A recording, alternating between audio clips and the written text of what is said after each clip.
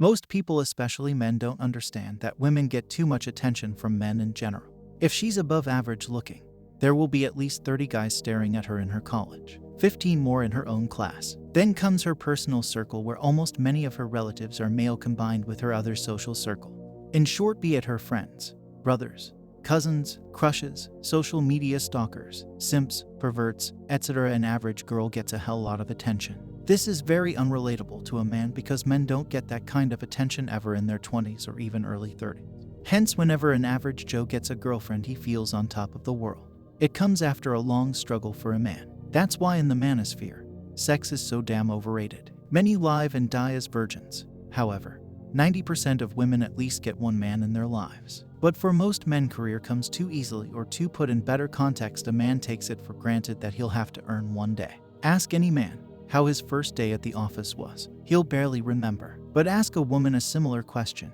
She'll get overexcited about this. She will talk and talk and talk about her first day like a child talks after watching a superhero movie. The simple reason is it has been historically very hard for an average woman to earn. So it's a novelty for them. So in short, getting a good job is a dream for many women, and not getting a boyfriend. Whenever we take anything for granted, we don't care about losing. In short, not all but many women just don't care if one boyfriend leaves their life. They just know they're going to get attention from hundreds of men. But there are millions of fools whom we like to call the betas or simps who just don't get this fact.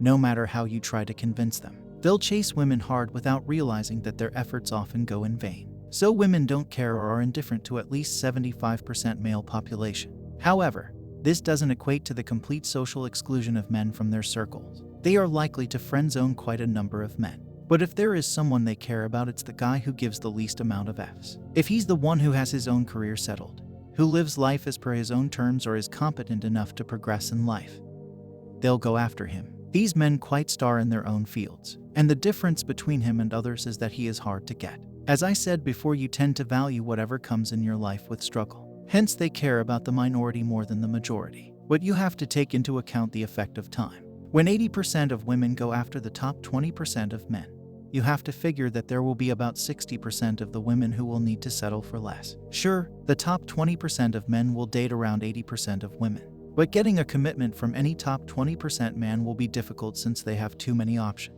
So as the women age, without getting a top 20% man to commit to them, and as their fertility window closes around age 35, they will settle for the remaining 80% of men. However, to their dismay, they will find that these men will have achieved increased net worth and will attract younger, prettier women compared to them. Hence, the question, where have all the good men gone?